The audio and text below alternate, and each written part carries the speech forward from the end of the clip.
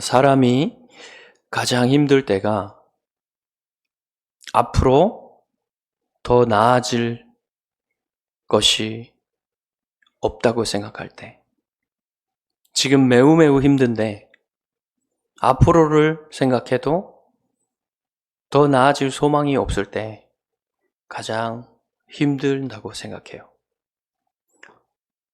터널에 칠흑 같은 불빛이 하나도 없는 터널 안에 있다고 생각해 보십시오. 그런데 일반적으로 터널은 곧 가다가 끝나잖아요. 불빛이 나오잖아요. 끝이 있으니까. 그런데 내가 들어간 그 터널은 아무리 가도 끝이 나오지 않는, 깜깜한, 끝이 보이지 않는 그런 터널이고, 또 가면 갈수록 더 좁아집니다. 그리고 뒤로도 갈 수 없는 것은 이미 뒤에가 무너져서 뒤로 나갈 길이 막힌 그런 터널을 생각해 보세요. 소망이 없는, 힘든데 살아봐도 더 나아질 소망이 없는 인생이 그런 고통스러운 인생이라는 것이죠. 그런데 영적인 세계에서는요, 자신이 이렇게 망했다, 내 인생은 망했다,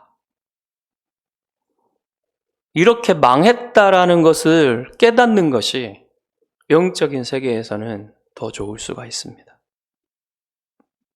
그래야만 자신이 그 망한 곳에서 빠져나가려는 무엇인가를 구하기 때문에 그래요. 자신이 망했다는 것을 모르면 거기에서 빠져나갈 생각조차 하지 않는 거죠. 망했어야만, 아무런 소망이 없어야만, 살아봐도 아무런 소망이 없다는 것을 깨달아야만 구원자를 찾고 무엇인가 나를 이곳에서 끌어내줄 무엇인가를 찾는 거죠. 자, 이스라엘 백성이 가데스 바네아에 이르렀을 때에 그들은 이제 약속의 땅으로 들어갈 수 있을 줄 알았는데 정탐꾼의 보고를 받고는 믿음이 사라지고 그곳에 들어갈 수 없다고 생각하고는 하나님이 약속하신 땅으로 들어가기를 거부하고, 그렇게 되어서 하나님께서 그들에게 너희들은 들어가지 못하고 40년 동안 광야를 방황하다가 죽을 것이다 라는 말씀을 듣고는 오히려 그때에서야 우리가 저 가나안 사람들하고 싸워서라도 저 땅으로 들어가겠다. 즉 하나님의 인도하심과 하나님의 함께하심과 하나님의 능력으로 그 땅을 차지하는 것이 아니라 자기의 힘과 자기의 지혜로 한번 해보고자 했지만 그 결과는 죽음만 재촉할 뿐이었죠. 그리고 이제 광야로 다시 들어가야 하는데 거기에서 모세와 아론의 지도력에 반항하고, 그래서 많은 사람들이 죽고, 또 바로 이전 본문에서 고라당, 즉 남쪽 땅의 반란을 통해서 수많은 사람들이 또 죽어 나갔지요. 자, 그러한 상황에서 이러한 많은 사람들이 여호와께 반항하다가 죽어 나갔으면 거기에서 원망을 멈춰야 될 거 아닙니까? 그런데 이스라엘 백성은 또다시 원망을 하기 시작했어요. 바로 그 다음 날 남쪽 땅 사람들이 다 죽어나간 바로 그 다음 날에 모세와 아론을 또다시 원망하기 시작했는데 너희가 여호와의 백성을 죽였도다 라고 원망을 했어요. 여러분, 이 원망이 심각한 건 뭐냐면요, 바로 어제 있었던 일들을 기억하지 못하고 그곳에서 아무것도 배우지 못하고 또 반역적인 원망을 하고 있다는 거예요.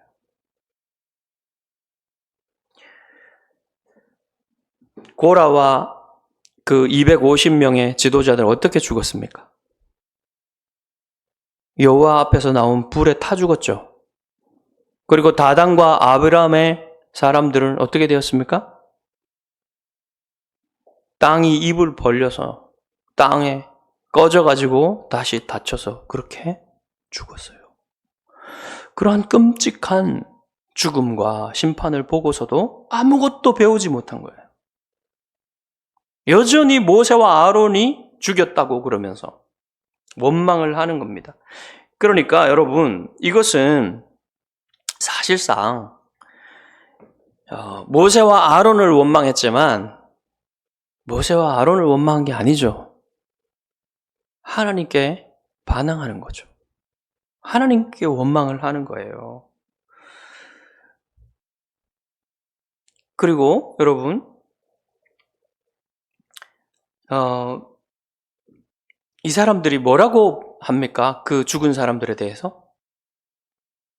여호와의 백성이라 그러죠. 너희가 여호와의 백성을 죽였다 그러잖아요.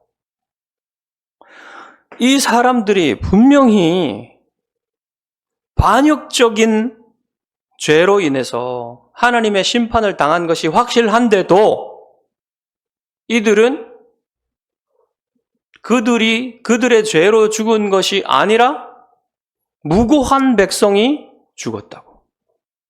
이렇게 만들고자 한 거예요, 지금. 이렇게 만들어서 모세와 아론을 고소하고 모세와 아론에게 어떻게 하려고 하는 겁니다.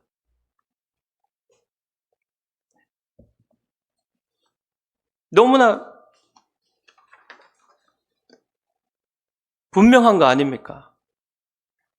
어떻게 모세와 아론이 그렇게 사람들을 불에 태워 죽이고 땅이 입을 벌리게 해가지고 거기에서 죽게 만들 수 있겠습니까? 누가 봐도 그거 말이 안 되잖아요. 그런데도 불구하고 그렇게 모세와 아론이 죽였다고 하는 것은 하나님께 직접 반항할 수 없으니 하나님이 세운 사람들에게 그렇게 하고 있는 것입니다. 자, 그래서 여호와께서는 직접 그들의 원망에 응답을 하시는 거예요. 뭐라고 응답하시냐면, 이제 백성이 그 성막으로 돌아서 가지고 모세와 아론을 대항하여 뭔가를 하려고 했어요. 그때 여호와의 영광이, 구름이 성막을 덮었고, 그래서 모세와 아론은 성막 앞으로 나간 거예요. 여호와께서 말씀하셨습니다. 너희는 이 회중에게서 떠나라. 내가 순식간에 그들을 멸하려 하노라. 모세와 아론에게 말씀하신 것입니다. 어제 그렇게 많은 사람들이 죽어나가는 것을 보고도 아무것도 깨닫지 못하고 반역적으로 지금 또 원망하는 그들을 보고 여호와께서 너무나 진노하신 것이 분명하게 보이는 거예요. 그래서 모세와 아론은 여호와 앞에 엎드렸습니다. 백성을 위해서 엎드린 거죠. 모세는 여호와의 진노를 분명하게 봤고 이 상황이 너무나 엄중하다는 사실을 여호와께서 그렇게 행동하시는 것을 보고 급박한 그 마음으로 여호와 앞에 엎드렸던 것입니다. 이 가만히 놔두면 이제 정말로 여호와께서 말씀하신 것처럼 이 백성을 모두 한 번에 죽이실 수 있다는 사실을 모세가 알았어요. 그래서 모세는 아론에게 빨리 향로를 들고 번제단으로 가서 번제단에 불을 담아가지고 거기에다가 향을 얹어서 백성을 위해서 속죄하라고 이렇게 아론에게 명령을 했습니다. 그래서 아론은 향로를 가지고 번제단으로 가서 불을 담아가지고 향을 피워서 달려갔어요. 어디로 달려갔습니까? 죽어가는 사람들. 성경에는 죽은 산자들과 죽은 자들 사이에 섰다 그랬죠. 지금 계속 죽어가고 있어요. 전염병이 시작되어가지고 이미. 그래서 모세의 명령대로 향로를 가지고 그 죽어가는 사람들과 지금 살아있는 사람들 사이에 섰던 것입니다. 그제서야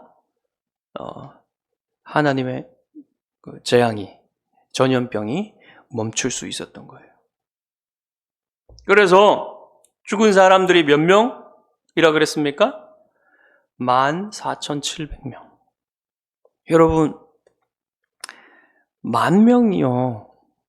되게 많은 숫자예요. 여러분, 10,000명 한꺼번에 모인 거 봤습니까? 콘서트장 이런 데 가면 있겠죠? 저는 대학생 선교회 그 수련회 때 10,000명 이상이 한꺼번에 그 앉아 있는 거를 봤는데 정말 많아요. 여러분, 100명만 죽어도요, 난리가 나지 않습니까? 우리 사회에서 100명씩 죽어나가면 한꺼번에 얼마나 난리가 납니까? 그런데 이스라엘 백성은요, 전체가 그냥 하나와 같은 민족이었어요. 그런 민족에서 10,000명 이상, 14,700명이 죽어나가면요, 어마어마한 거예요. 그러니 얼마나 그 일이 슬프겠습니까? 그래서 여러분, 만약에 이렇게 생각해 보십시오. 아론의 그 행동이, 속죄하는 행동이 조금만 늦었다면 더 많은 사람들이 죽어나갔을 겁니다. 20,000명이 넘었고 30,000명이 넘었을 수도 있고 50,000명이 넘었을 수도 있어요. 곧바로 그 행동을 취하지 않았다면. 여기서 여러분, 이스라엘 백성은 하나님이 세우신 대제사장이 얼마나 중요한지를 보게 되는 거예요. 그가 없다면, 그의 속죄하는 행동이 없었다면 얼마나 많은 사람들이 죽어나갔을 것입니까?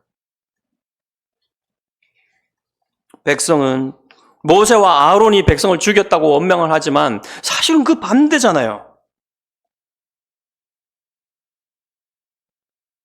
오히려 모세와 아론이 백성이 죽는 것을 막고 있잖아요. 여러분, 이때에 백성과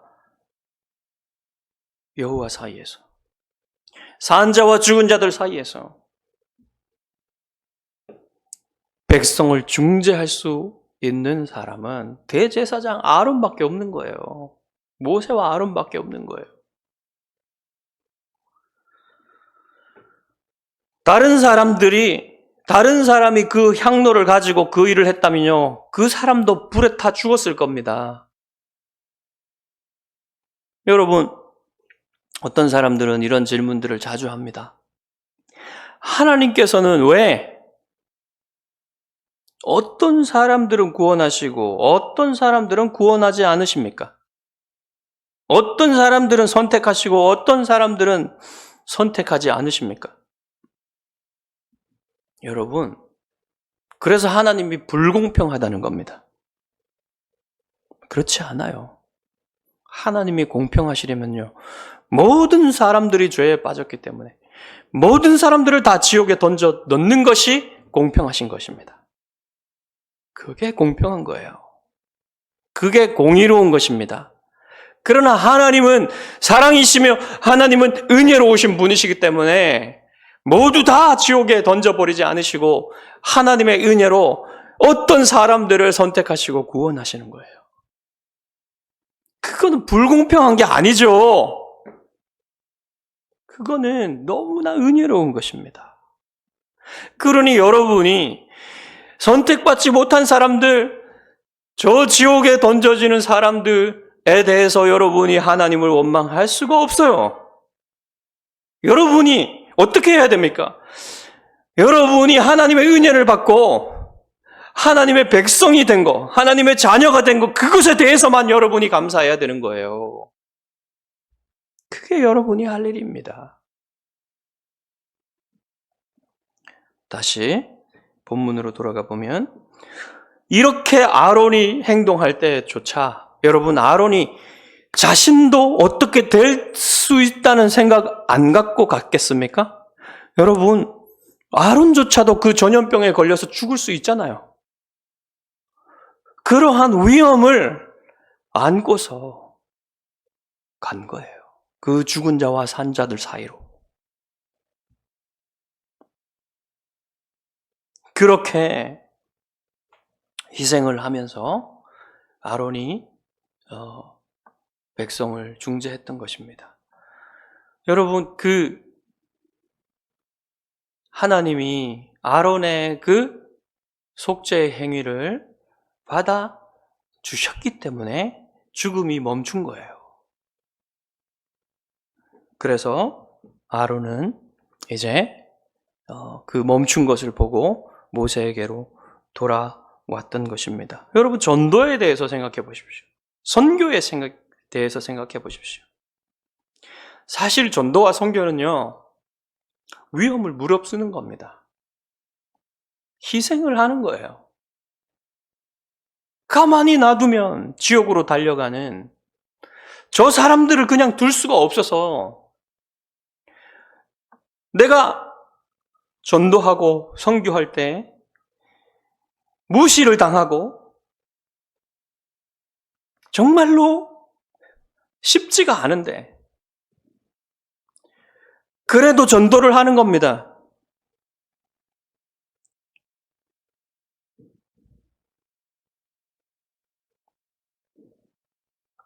여러분,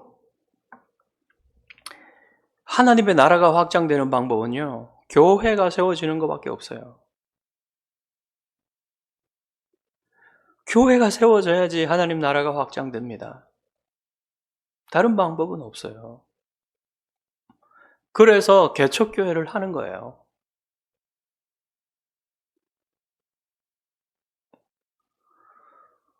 여러분, 전도와 선교하는 것은 또 교회를 세우는 것은요, 그건 희생이에요.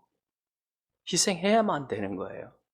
그렇지만 하나님께서요, 그 희생을 귀하게 보십니다.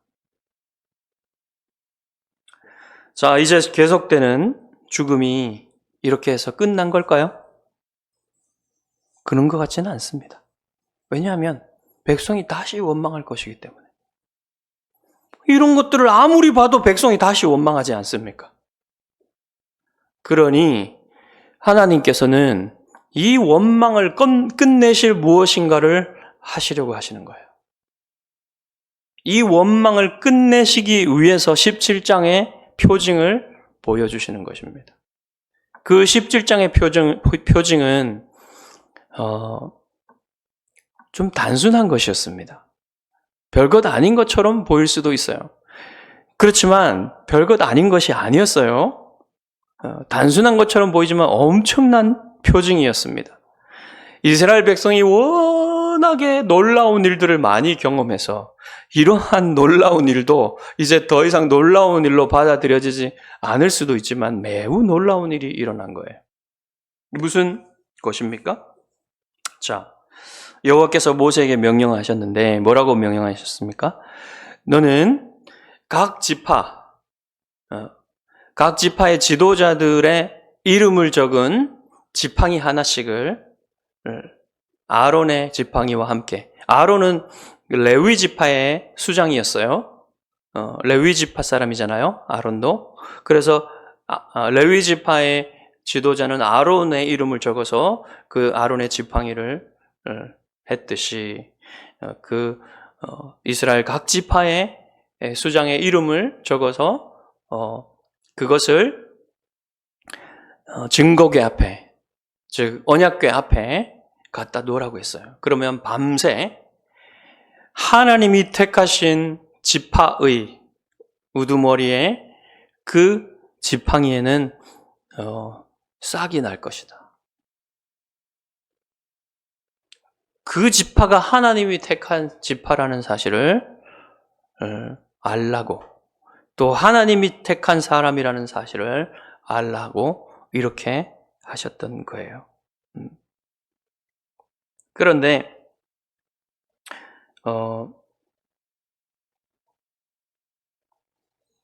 이 지팡이라는 것은 여러분 뭡니까? 지팡이라는 것은 권위의 상징입니다. 그리고 이 지팡이는 그럼 뭘 상징하겠습니까? 지파를 상징해요. 지파. 지파 자체를 상징하는 겁니다. 권위. 지파의 권위. 지파의 권위 있는 자의 지팡이는 그러니까 그 지파를 상징하는 거예요.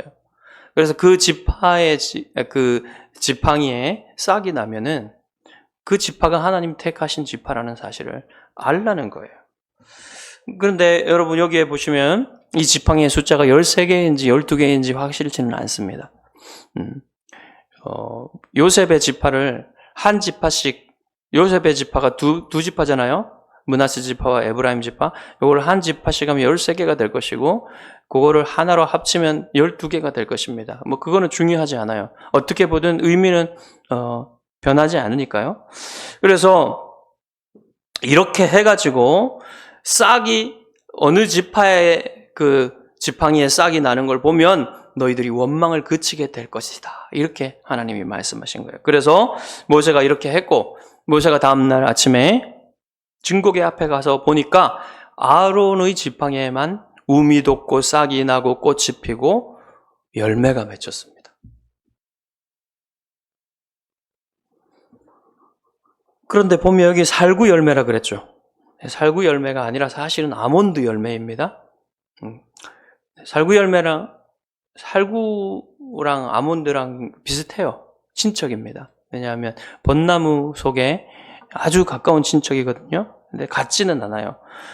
그 살구는 과육을 먹고 아몬드는 씨앗을 먹잖아요. 살구 씨앗이 아몬드 씨앗하고 똑같이 생겼어요. 그렇지만 살구는 그걸 먹지는 않아요. 그렇지만 왜 이 아몬드 꽃이요? 하얀 꽃이 피는데요. 봄에 제일 먼저 핍니다. 그래서 유럽의 이 등지에, 지중해 등지에는 그쪽에서는요, 이 아몬드 꽃을 봄의 전령이라고 불러요. 봄을 제일 먼저 알려주는 꽃이기 때문에 우리나라에서는 매화 같이. 자, 모세가 이 각 지파의 지도자들에게 이 지팡이를 갖다 주었을 때 드디어 아론의 지팡이에만 꽃이 피고 열매가 맺혔다는 사실을 보게 됩니다. 그래서 성막에서 섬길 제사장과 그 지파는 바로 아론의 자손들이 제사장이고 레위 지파가 성막에서 섬길 자들이라는 사실이 확실해진 거예요. 그래서 이제 이 직무는 레위 지파, 아론의 자손에게 주어진 거니까 아무도 이것에 대해서 더 이상 말하지 말고 원망하지 말라고 하신 것입니다. 그런데 여러분, 한 가지 의문이 생깁니다. 이 지팡이의 표징을 보이실 때 왜 과거에 모세의 지팡이를 애굽에서 하나님께서 그 모세의 지팡이가 뱀으로 변하게 해가지고 그 뱀이 애굽의 술사들의 뱀을 잡아 먹었죠. 이렇게 하시면 될 것을 왜 이번에는 다르게 하시는 것입니까? 그거는 이유가 있어요. 똑같은 것을 가지고 표징을 보여주시더라도 그 방식에 따라서 상징하는 것이 달라지기 때문에 그래요. 그때에 뱀을 잡아먹는, 그러니까 모세의 지팡이가 애굽 술사들의 지팡이를 잡아먹는 것은 무엇을 상징했냐면 그 애굽의 뒤에서 바로를 조정하고 다스리고 있는 옛뱀, 즉 사탄의 능력보다 그 사탄조차도 하나님 앞에서는 아무것도 아니라는 사실을 드러내시려고 했던 것입니다. 근데 이번에는 그걸 드러내려고 하시는 게 아니에요. 여러분, 지팡이는 나무죠. 이 나무가 말라 있어요. 죽은 겁니다. 그래서 이 나무를 땅에 꽂더라도 더 이상 싹이 나지를 않아요. 꽃도 피지 않고 열매도 맺을 수가 없는 것입니다. 이미 죽은 것이에요. 그런데 여기에서 우미 돋고 싹이 나고 꽃이 피고 열매가 맺히게 하셨다는 것 아닙니까? 그래서 여러분, 여기에서 가장 중요한 상징은 뭐냐면요, 열매입니다. 그 열매가 아몬드라고 했어요. 근데 이 아몬드는 어디에서 나옵니까? 성소 안에 등잔대가 에덴 동산에 있었던 생명나무를 상징한다 그랬는데 그 등잔대의 꽃봉오리와 꽃이 아몬드 꽃이에요. 바로 이 생명나무는 무엇을 말합니까? 생명나무는 하나님께서 풍성히 주시는 은혜의 생명을 뜻하는 거고요. 그리고 이 등잔대가 무엇을 하고 있었는가 하면은 그 등잔대 맞은편에 있었던 진설병 12개의 떡들이 12지파, 이스라엘 12지파를 상징하고 그곳에 빛을 비추고 있었잖아요. 그것은 생명을 풍성하게 주시는 하나님의 은혜가 빛비추고 있다는 것을, 하나님의 임재가 항상 이스라엘 앞에 있어서 그 하나님의 얼굴빛이 이스라엘에게 비치고 있다는 사실을 말하고 있는 거예요. 그러니까 이 아론의 지팡이는 바로 이 등잔대와 같은 역할을 하고 있다는 것을 말하고 있는 것입니다. 다시 말해서 아론의 대제사장과 제사장직은 백성에게 하나님의 풍성한 생명의 은혜를 주시기 원하시는 뜻이다라는 사실을 알기를 원했던 거예요. 그래서 아론과 아론의 자손들의 제사장직을 세워주셨다라는 사실을 알라는 겁니다. 바로 그 뜻이에요. 그것을 분명히 깨닫는다면 이제 백성은 원망을 멈추게 될 것이라는 것이죠. 그런데 백성은 이 표징을 보았을 때 어떻게 했습니까? 그들은 원망을 멈춘 게 아니라 두려워했어요. 너무너무 두려웠습니다. 어떻게 말했습니까? 보소서, 우리는 죽게 되었나이다. 망하게 되었나이다. 다 망하게 되었나이다. 가까이 나아가는 자, 곧 여호와의 성막에 가까이 나아가는 자마다 다 죽사오니 우리가 다 망하여야 하리이까. 드디어 백성들은 그 지도자들이 주장하던 그 주장이 잘못되었음을 안 거예요. 여호와 앞에, 백성과 여호와 사이에 설 수 있는 사람은 아론과 아론의 자손들밖에 없다는 사실을 알게 된 거예요. 다른 사람들이 서게 되면 죽을 수밖에 없다는 사실을 알게 된 겁니다. 이 표징으로 더욱 분명하게 드러난 거예요. 그래서 이제 자신들은 하나님 앞에 나아갈 수 없다는 사실을 깨달은 겁니다. 그들이 뭐라고 주장했습니까? 우리도 거룩한데, 백성이 다 거룩하고 하나님께서 모든 백성과 함께 하시는데 누구나 다 나아갈 수 있는 거 아니냐? 그게 잘못됐다는 것을 알게 된 거예요. 그래서 두려웠던 겁니다. 너무너무 두려웠던 겁니다. 사실 여러분, 이것을 깨닫는 건요, 꼭 필요한 거예요. 이걸 깨달아야 돼요. 자신들의 힘으로, 자신들의 스스로는 도저히 하나님 앞에 나아가서 하나님과 만날 수 없고 하나님과 교제할 수 없다는 사실. 하나님께 예배도 드릴 수 없다는 사실. 그 사실을 알아야만 해요. 그래서 여러분, 그걸 아는 사람은 하나님이 가까이 계시는 게 너무 두려운 겁니다. 왜냐하면 하나님께 가까이 가면 죽는 거거든요. 지옥밖에는 자기 앞에 없다는 사실을 알게 되는 거거든요. 여러분, 그렇습니다. 모든 사람들이 다 죄에 빠져 있어서 하나님의 영광에 갈 수가 없는 거예요.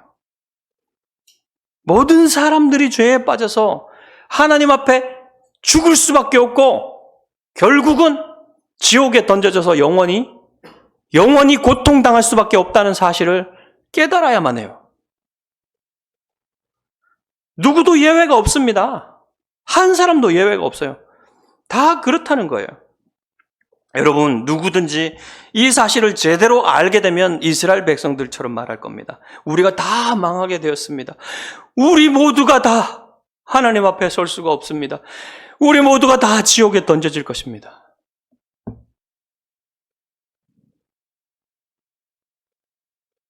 이 무서운 영적 사실을 깨닫는 사람들은요, 제대로 이 사실을 해결하지 못하고는 제대로 살 수가 없어요. 어떻게 삽니까? 이것을 해결하지 못하면 아무것도 해결되지 않은 거예요. 그러니 얼마나 두렵고 얼마나 미치고 얼마나 이 두려움을 이길 수가 없어서 이렇게 우리가 망하게 되었다라고밖에 말할 수 없겠습니까? 그래서 여러분, 철로 역정에 보시면 크리스찬이 이 사실을 깨닫는 거예요. 자기가 살고 있는 이 도시가 장차 망할 도시라는 사실을 깨닫는 겁니다. 그래서 그곳에 그냥 살 수가 없어요. 이곳을 나가야 된다는 걸 아는데 자기 가족들은 이것을 모릅니다. 자기가 미쳤다 그래요. 이런 얘기를 하니까. 그래서 도저히 더 이상은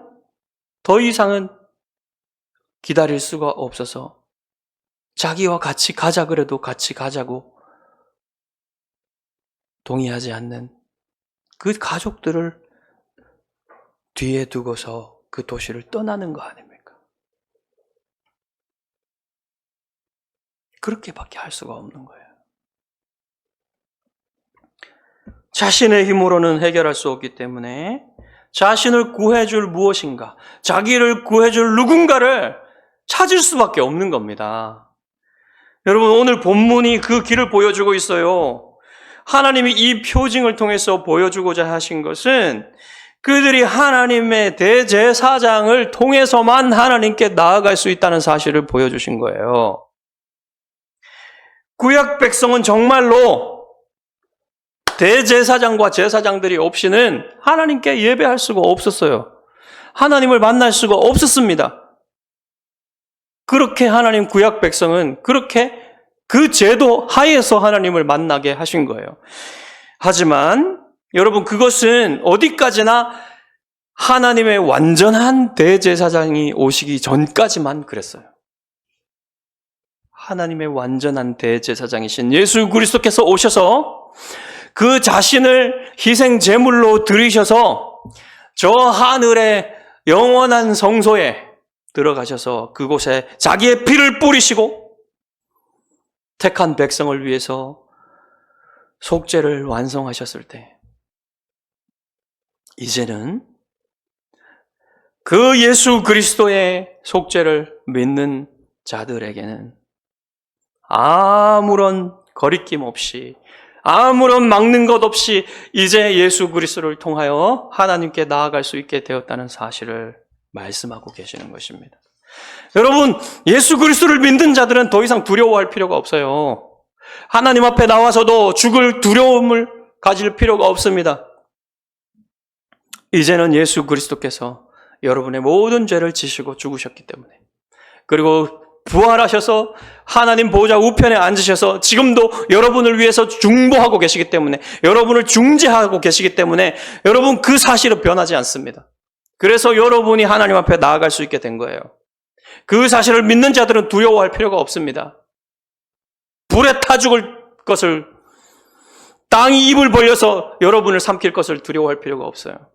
여러분이 지옥에 던져져서 영원히 고통받을 것을 두려워할 필요가 없단 말입니다.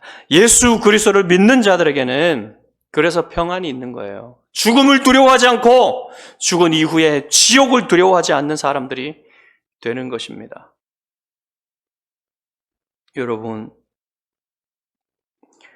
교회는 모두 망했던 사람들이에요. 망했던 사람들. 모두 다 망했던 사람들입니다. 자기 죄악으로 지옥으로 떨어질 수밖에 없었던 사람들입니다. 그러나 하나님께서 그 망했던 사람들인 우리를 그 지옥의 고통에서, 그 심판의 위험에서 구해내시고 우리의 모든 죄를 용서해 주시고 우리를 하나님의 자녀로 삼으시기에 우리를 입양하시고 우리가 하나님 천국의 시민이 될 수 있도록 하신 은혜를 베푸신 거예요. 그렇기 때문에 여러분이 교회 일원이 되셔서 교회를 이루실 때 어떤 마음을 가져야 됩니까? 교회는 다 지옥에 던져질 죄인들이 구원받은 사람들이에요. 그렇기 때문에 누구 하나 잘난 사람이 없습니다. 사실은. 그런 면에서 다 죄인들일 뿐이었어요. 다 심각한 죄인으로서 다 하나님 앞에 멸망받아야만 할 죄인들이었는데, 그런데 하나님의 은혜로 구원받은 사람들이기 때문에 다 평등한 거예요. 그래서 교회 안에서는요, 이 세상 지위, 이 세상 부, 그런 것으로 여러분 더 높고 낮음, 이런 것이 없습니다. 교회 안에서는 다 평등한 거예요. 사실 교회 안에서는요, 다 갚지 못할 영원한 사랑에 빚진 자들이에요. 그래서 여러분의 교회에 누가 오든지 그분을 존중하고 그분을 정말로 빚진 자로서, 하나님의 사랑에 빚진 자로서 대해야 됩니다. 그분이 설령 불신자라 할지라도, 아직 예수님을 믿는 믿음이 확실치 않을지라도 여러분 그 사람을 존중해야 됩니다. 하나님의 구원을 받을 가능성이 그가 죽기 전까지는 언제나 있기 때문에 그래요. 여러분, 이 교회를 이루실 때 하나님, 여러분이 하나님의 영원한 사랑에 빚진 자라는 사실을 늘 잊지 마시기 바랍니다. 그리고 여러분이 이 위대한 구원의 복음을 다른 사람들에게도 전해야 될, 그런 희생을 해야 될 그러한 빚이 여러분에게 있다는 사실을 항상 기억하십시오. 그래서 우리 교회가 그런 빚진 자의 마음을 가지고 하나님의 이 땅에서의 천국을 이루어가는 교회가 되기를 주님의 이름으로 축복합니다. 기도하겠습니다.